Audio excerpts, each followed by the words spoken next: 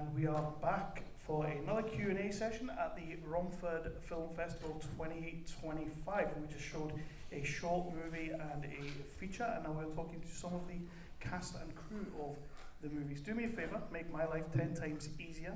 Let's go down the row. What we did on the movie and which one it was. My name is Emma Croft, and I am the director of Invincible. I'm also one of the producers, and somehow I was also the production designer. And before, this is your first feature, isn't it? Yeah, I've made shorts, but this is my first feature film. Can we get a little round of applause for that, please?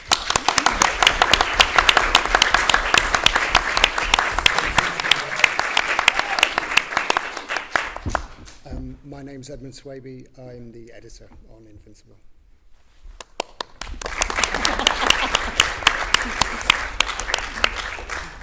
Hi, I'm Samantha Seager. I am one of the producers of Invincible, and I also play Dawn. And I'm also the location manager.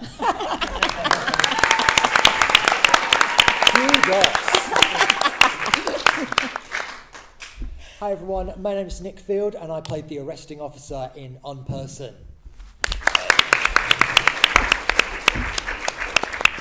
Just FYI, this could be a really long conversation if we keep doing that. Right, so first of all, I'd like to ask a question about how we got into filmmaking and why we would want to do it, but I'd like to spin it a little bit.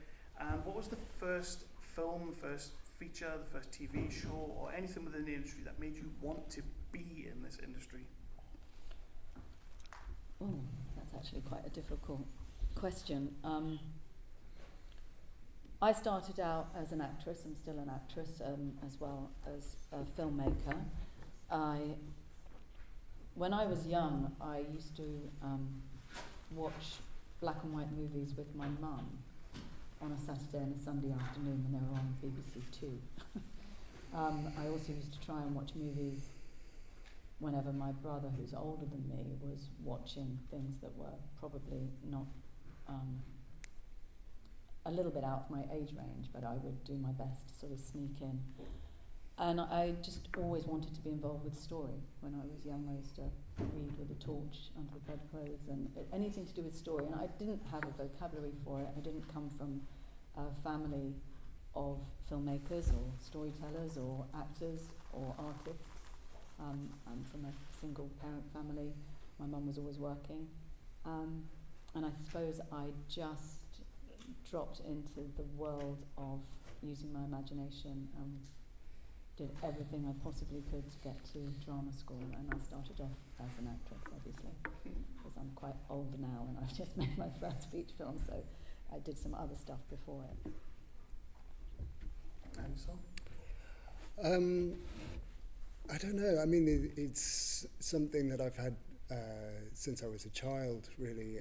And so I think I was probably really... There were TV shows in my childhood that really kind of sparked my interest in sort of the film world, I think, as much as anything else. I can't really sort of put my finger on anything specific, but sort of the old children's TV shows from the sort of 70s and 80s, you know, they were... I can't remember the names of them now, but they had a very different aesthetics to what you would have now. Like, they were often a lot darker, and they were quite inspiring to me in the kind of world that they conjured up, and that the idea that that world would sort of spread beyond the screen really sort of really interested me. And later on, when I was at university, I sort of got into editing student films, and that process of organising and creating the kind of the world within that environment was just something that really hooked me, and I'd never really looked back after that. Excellent. Well, I have to be honest, I never really imagined that I would make a film. It wasn't something that was on my I don't know, I never really thought that was something that I would do. I'm an actress first and foremost, so I've always wanted to be in a film. But for me, this was the thing that made me want to make a film, because I just really wanted to tell this story. And the circumstances that it was born out of, which was the idea dropped in during the lockdown, when I think a lot of us were getting, curious about how we could, well, for myself, everything seemed to shut down, but it was like, how can we keep creative? How can we keep making things happen in spite of the circumstances? So this idea was born out of that for me, really. So that was what inspired me. But my favourite film is With Nail and I, if that's helpful.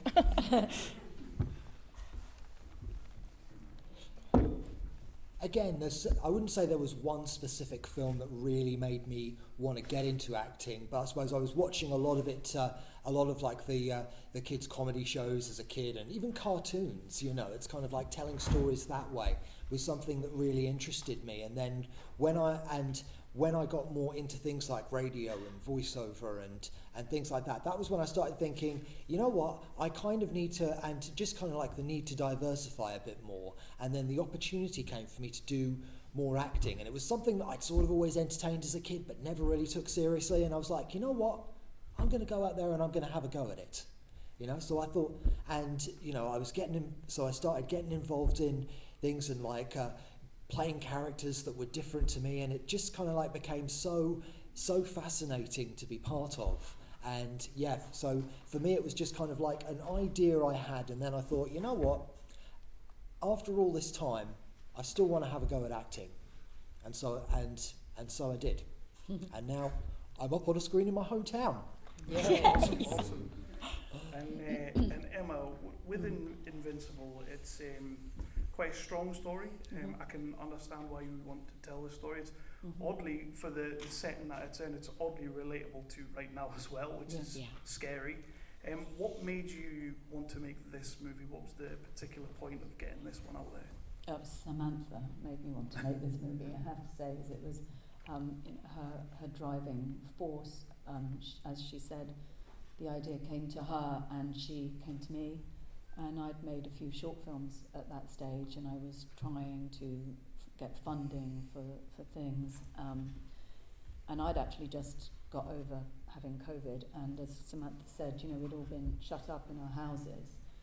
And when she came to me with this idea, and I looked at the play that Torben wrote, which is a brilliant screenplay, brilliant play, I looked at it, and I'd been... As Sam said, I was a fan of films like With Nell and I, but also films like Who's Afraid of Virginia Woolf, Abigail's Party. They're not necessarily my favourite films, but I was a fan of them, and so I saw the potential of this play and this story,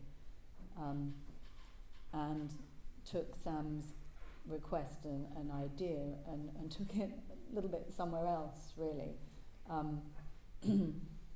I think in the beginning, I don't know if this is right, Sam, you'll have to answer this, but in the beginning I think that you were thinking of, let's just put some cameras up and film the play. And I was like, no, I'm going to make a film. I don't know, would you say that's correct, sort of? To be honest with you, I didn't really know. I didn't know anything about making films, so I think, we wanted to make it into a film, but it was obviously a play already, so how that happened was to be explored. So then I said to Sam, I said, well, we need some money to do this. When shall we make it? Shall we make it in June or October? She said June. So we were sort of like, okay, let's do that then. So we really, we worked really hard for a few months, and this is during lockdown, but my mother is very ill at the time. So I was allowed to travel. So every time I went to my mother's, I came back with another carload of stuff, which is how I got into being the production designer as well. But we emptied Sam's house and we filled it up with lots of other stuff. And this project was born really from Samantha's original idea, but then looking at the story more and more deeply. For me, I really wanted to tell a story about women.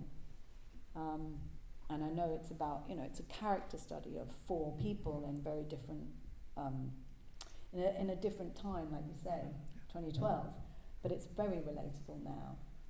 I also think the situation for women, although we laugh at it a lot in the film, you know, they're in relationships and in situations that are really not that funny. And I wanted to explore that because of the play that Torben has written, in a way where we maybe as the audience feel a little bit uncomfortable. And that the confines of the house, the feeling of claustrophobia, it sort of all makes us feel a little bit uncomfortable, and we have the release of laughing, and then we actually feel a bit bad about it when we find out what's happened to Emily and what happens to Dawn. And yeah, so that's sort of why I wanted to do it. It does. And if we go down the line again on this one, filmmaking is a very hard thing to do. It's a very collaborative thing to do as well. What would you say is the biggest thing that you've maybe learnt about filmmaking throughout these projects, but also something you've learnt about yourself? I've learnt so much about myself. I've learnt so much about filmmaking. I have to thank Edmund here for also teaching me loads about filmmaking, just sitting for hours and years, in fact, doing the editing with him has taught me loads about editing. I've learned, I can't explain what I've learned, because it's so much, it's so broad. Every time you make a film, you learn more, and you just want to make the next one. I've learned that, one thing I have learned that I knew before, but I've learned in a more concise way, is that actually getting a film made, funding a film, finding people to help you make your film and fund your film is the most difficult thing in the world, and that anybody that makes any film, short or long, and actually manages to finish it and get it up on a screen, it's a miracle. It's absolutely amazing when people make a film, because it's a very easy thing to have an idea to do, but to finish it, it's not so easy, as we know, because it took us 4 years to get it here. I think the thing about this film particularly is does have some, and obviously I come at it from a very specific point of view, it has some real challenges when it comes to editing and the telling of the story, because on the surface of it, it's very simple. You are just shooting in a house, you're shooting in a front room for the most part, which on the surface of it will make that project very simple, but actually it contains a great deal of complexity to it. The reality is you've got to have an audience sit for the best part of 2 hours looking at 4 people talking, and you have nowhere to hide during the entire film. You know, as flashy and fun as sort of, and technically challenging often, like an action sequence is, you can use it to distract from other failings in the film, and this, you just don't have any of that, and you have to pace everything. You have to you know, move people along quickly and then slow them down without actually ever anything happening, and that, as an editor, that's a real challenge. But it's a challenge that is underpinned by the quality of the acting. If the quality of the acting is there, if the quality of acting is great, then it's possible, and that's what this film. That's what made the film happen. That's what made the film work, was the quality of the acting, and that is what attracted me to the film in the first place.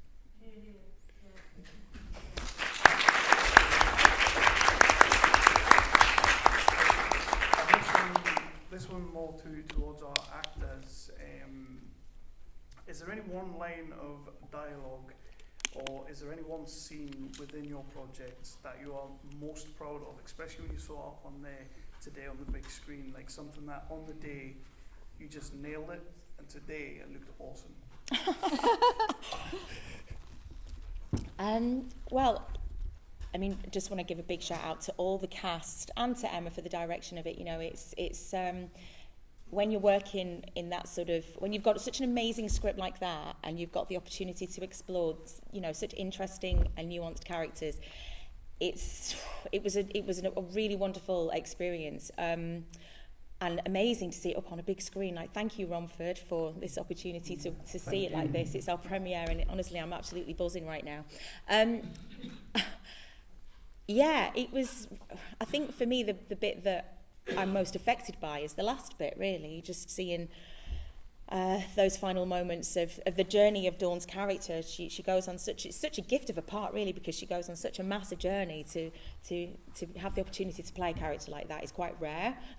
And so I'm just grateful for the whole thing, really. But yeah, I think watching that last scene, I'm still feeling a bit shaken up by it, quite frankly. But yeah, it was yeah, I think that's the one. I'd just like to say, you know, the joy for me of working with those 4 actors was amazing, because that was a lot of lines to learn, and 3 of them had played the parts previously, but 10 years before. So, you know, and there were a lot of changes to it because they were older. So we had lots of things had to be changed, and they had to literally come in and know their stuff so that we could get the day made. Because there was a lot of stuff to get done in a day, otherwise we would never have made it. We only, how many days do we have? 14 to 19 days. Yeah, not long. 19 days shoot, I think it was, actually. We gave the crew weekends off. And we had really, actually I have to say, Sam also was very good at helping with the catering. My falafel wraps are legendary. So everybody sort of really sort of pulled in and did a lot of jobs. You know, there were a lot of things to be done during the day, but the quality of and the way that they managed to sustain themselves through really long days and really long takes with those scenes was amazing. You know, I mean, incredible gift to me, to be honest. And Nick, in terms of your shot, anything you saw up there that you were like, super proud of? Well, I mean, obviously my character didn't have a lot of lines, and he was probably quite a minor character. There was one part which didn't make the final edit where I have to shout "Aye!" and slam the door on a photographer, which is quite good. Everyone was quite freaked out by that, which I was quite proud of. But the one thing that I will say is, even if it's not a lead role, you know, you've still got to put in what you can, and you've still got to give it your all. You know, so I made sure that I was there doing everything that I needed to be. You know, I mean, we had the bit where we had to pull up the lead actress and strap her to the stretcher, and we had to wheel her down that tiny corridor about 20 times in total, without hitting a wall and without running over my feet. Was proud of that. Basically, I thought, you know what, it's not the biggest role in the film, but I'm not fussed about that. I'm still gonna give it everything I've got, and everyone was really happy with it. And even though we were dealing with a really heavy subject matter, in between we were having lots of conversations about other stuff that we were doing. You know, I'd not long since done my first stand-up show, and everyone else had some other projects. The lead actress had just started at Lambda.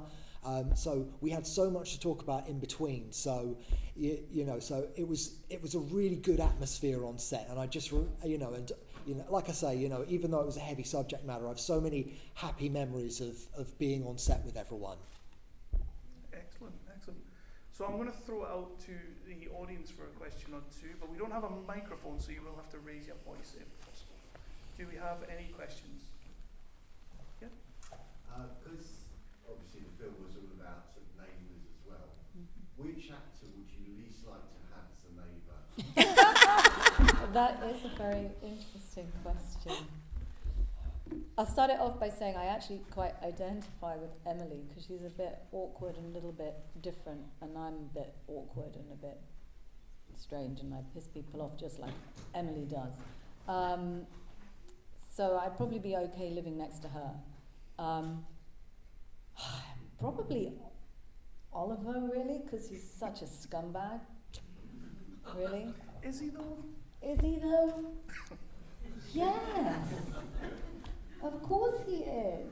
He I found it never. very relatable. I mean, he is relatable. Of course, he's relatable. But I mean, he never actually admits what he's done, and you know, and he causes all problems. I mean, he's not a scum. Well, he is a bit of a scumbag, really. He is a little bit. Open to interpretation. I probably wouldn't want to live next to him, probably, because I mean, Alan's quite fun, isn't he? You know, I mean, he's harmless, really. Oh, I don't know about that. Maybe he's not. I mean, he does talk a lot, so maybe I would hate that. I don't know. You try living with him. I don't know. Your turn. Same question. Is this going down the Yeah, road? go for it. Oh, well, probably Alan, because he puts the TV up too loud. Yeah, This it is does. true. This is true. Oh, for me, it's got to be. I mean, actually, I think I'd happily live next door to all of them, if I'm honest. I like them all. Yeah, I do like them all. To be honest with you, of the four of them, as long as you stayed a little far out of their business, then they're okay. Like I say, Alan shouting at the screen, I'm not sure I could deal with that. Yeah. The last person I'd want to live next to in Unperson would be Officer Tate. My goodness. Oh yeah. And another question. I saw It's like, what's that ball doing in my garden? on there. In a baseball cap, is it? Oh, sorry, you there. Go for it. Yep, go for it. Okay. Well, just because it's a new version of the play, Yeah. and we have, an actress, Samantha, who is in both the play and the film. I'm just wondering if you could say a little bit about what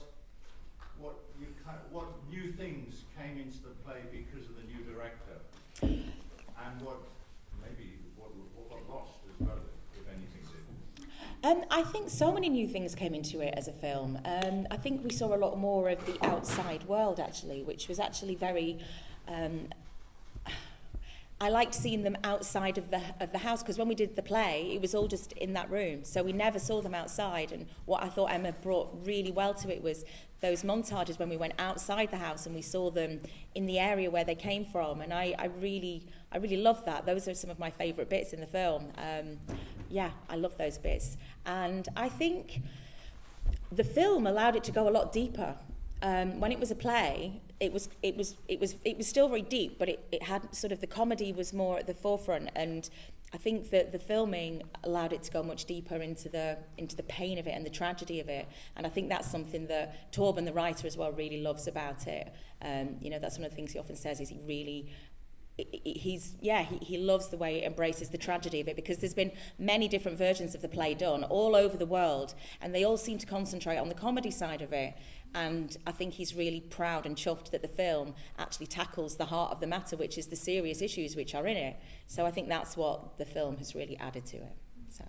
And I'd never seen the play. I'd never seen the play performed, so that was quite good. I came to it with fresh eyes, and I saw the relevance of the politics and the story between the women and the relationship with the neighbours, and that was something that was very relevant at the time, because we were all living inside our houses, and so that sort of very much informed the production too. And there was someone in a baseball waving very frantically. Yeah. Two questions. In the light of that answer by Emma, can I ask Emma, do you think it was a good idea not seeing the play so you can concentrate on this, the film? And the other question is, can I ask, and I don't know if you're going to answer this question, what was the budget for both films, please? Okay, I'm glad I'd never seen the play, I have to say, because I wasn't in any way prejudiced by someone else's work or take on it. I was given the play on A4 paper that Sam printed out. Was it like that, or was it a book? I can't even remember now. Torben had made it into a screenplay at that point. Yeah. So that's what happened, and then I went back to the actual original play, didn't I? Yeah. Yeah, that's what I did. And our budget, well, we haven't been paid, the three of us. I think we're the only people that haven't been paid anything on the film, apart from, actually not the only people, there's a couple of photographers that weren't paid as well. And our budget, if we were paid, would still be under 100 grand, but it's really, it's about 60 60 grand, 60,000-ish. For Unperson, obviously the director Lona isn't here. She gave her apologies, but a big shout out to her and all the crew. I believe the budget was around £5,000. So yeah, we were quite fortunate. We had there was only one. We only had maybe 2 or 3 locations to use, but it was worth it for kind of like getting the effect that Lona wanted. I thought the locations in both films were absolutely excellent. They complemented the story. The script was absolutely excellent, and as people were saying, the acting was great. But you know, an actor needs a phenomenal script, and I thought the scripts were absolutely brilliant. And the direction was in both films. Kafka, Rosie's head in the first one. Yep, I can see an arm way up in the air. I've just got 2 questions. First of all, do you have an inspiration as a director that you were, inspired by, and or a film that's about the North-South divide? Because there are not that many films about the North-South divide. And I just wondered if either of, if you had either a director that was that inspired you, or a film about the North-South divide.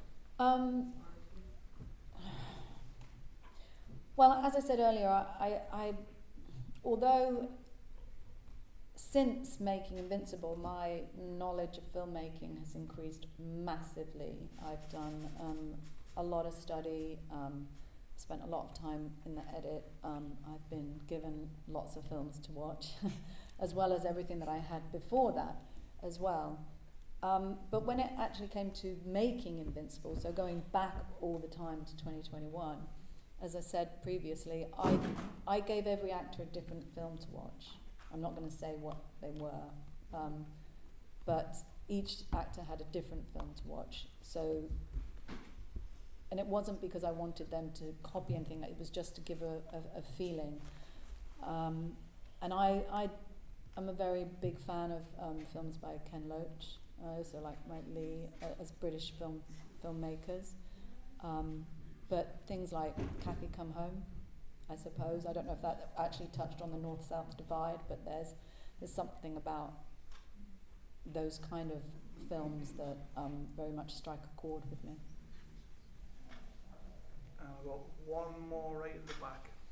Yep. Hello. I just have a question for both Emma and Samantha. So obviously you touched on a lot of deep and heavy conversations around grief, PTSD, and sort of North-South and football. But I wanted to know how you both, and I mean Emma, how you got your characters and actors and actresses into those very intense and emotive roles and scenes. And I know that you just touched on you gave them films, but I think there's probably a deeper understanding. Did you have to learn and have a deep understanding of these emotions and these topics to achieve this? I think that because I'm an actress, being able, I have worked with actors. I've done a lot of work as well since this film about working with actors and studying, as well as doing workshops. I'm lucky enough to be doing workshops with Directors UK and people like that. And I think that looking back now to when we actually started making Invincible, I think there was an instinct, being an actor, of working with these guys. So we were initially under lockdown scenario, so we had to have meetings on Zoom and read-throughs on Zoom and rehearsals, and I had to talk with them on Zoom, because even though we were planning to make the film, we weren't able to keep travelling and being together all the time. So it started to build from there, and then we were lucky enough to have some days rehearsal, about 4 days of rehearsals, and actually doing things like taking Laura to my allotment and get her actually working in the ground and things like that, so that there were physical things that they did. I got them. I did a lot of the paintings, but I also got them painting as well. So we actually had everybody painting and very much investing in their characters. As I say, they work really hard to learn their lines, and giving actors, I think, the freedom to bring the emotion and not constrain them as well, I think was something that allowed that kind of deep character investigation of the film. I don't know if that actually answers your question. It does, thank you. Sam? Wow, I mean, I suppose I already was completely in love with Dawn before that was part of the reason why I wanted to, get creative with the film in the first place, was because I always loved that story and those characters, and especially Dawn. As I mentioned earlier, it's a gift of a part to play. And so when this idea dropped in, it was like, yeah, I could sort of remember it from doing it before. But yeah, working on film is very different to working in the theatre. And so it was great to explore it in that different way. And Emma was actually great because, on the stage, you're more expressive, you're bigger with your performance. And so having the opportunity and Emma sort of really guiding us all to kind of, get it more inside. But I suppose some of the work had already been done, but then having the opportunity to explore it on the screen was like taking it to another level. And it was a really great experience. I mean, to be perfectly honest with you, I was running the location as well, so I'm doing the catering. and so sometimes I'd be like rushing around and I'd be like, oh gosh, I've got to go and do a scene now. And sometimes I'd be like, oh, crikey, it was like putting lots of different hats on. And in some ways, that was probably quite helpful as well, because it stops you getting so obsessed with what your character's doing. It actually was quite... having to compartmentalise things meant I didn't have the opportunity to overanalyse it too much, so it was quite in the moment. It was like, right, I know my lines, I know what I'm doing, and then, playing with people like Dan and Torben and Laura, they're such brilliant actors anyway. We could just be in the moment with it. So I think that was how we managed to access that deeper stuff. So I don't know if that's helpful, but... All those hats, all that work, still nominated for an award. My Thank you. last question. Yep.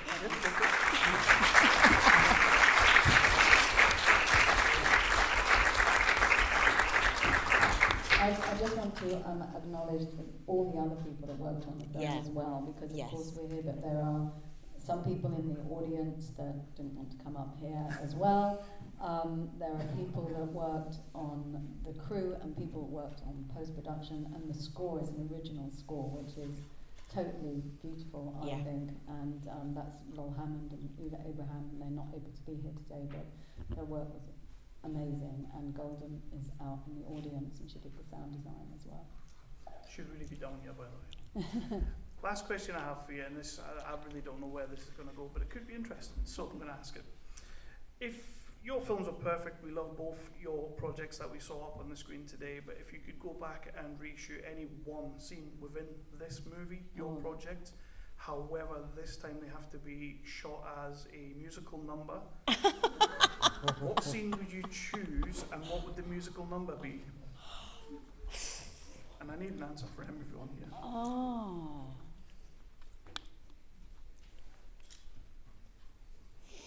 Quite interesting for your film. Yeah, because you'd have 4 people doing a musical number.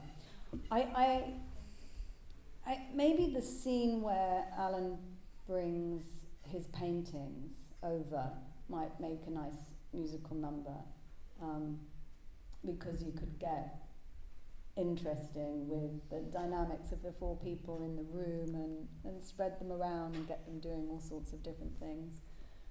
But in the space and the confines of the house, I don't know how I would shoot that. I have to really think about that. Maybe, I don't know. Alan dancing is quite interesting. I like Alan dancing. But of course we already have a dance in the film. We do have a musical number. Yeah, but I want a full... You want a full kind of Fred Astaire, Ginger Rogers or La La Land type of thing. Writes itself. Yeah. I would like to see Oliver do a tap dance. That would be pretty cool, like on his desk. I think that would be quite amazing. And I think Emily would definitely do something very contemporary dance. And I think Alan and Dawn do a little bit of a sort of a rocky number would be good. I don't know how I would shoot it. I would have to shoot it really weirdly. I would have to really definitely shoot it weirdly. I don't think I could take it that seriously. I would have to shoot it really from low down, high up, and catch them dancing very strangely, and then from up, above, and down on them, fill the whole frame with them. I don't think anybody has put as much thought into that conversation. I just want to make films, so I think that's what I spend my time doing most of the time, is imagining scenes and imagining films, and imagining what I would do and trying to pick it apart and how I would do it. It's what actually occupies my mind all the time. I'm obsessed with it. And on the line, anybody else, any other suggestions? Well, the whole time that Angela is being quizzed, she's just sat there going, "It was me. It was me.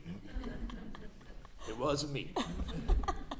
And the rest of us doing the obligatory bopping along to it. Oh, I don't know. I mean, that's a hard question. I think the only thing I could think of is maybe Dawn singing "There Are Worse Things I Could Do." Something like that. Sam is actually a brilliant singer, by the way. I don't know about a song, but it would be great to have sort of a break from the realism of it, and have the set sort of split apart. And you might have sort of a Busby Berkeley type of a dance number, just cutting in.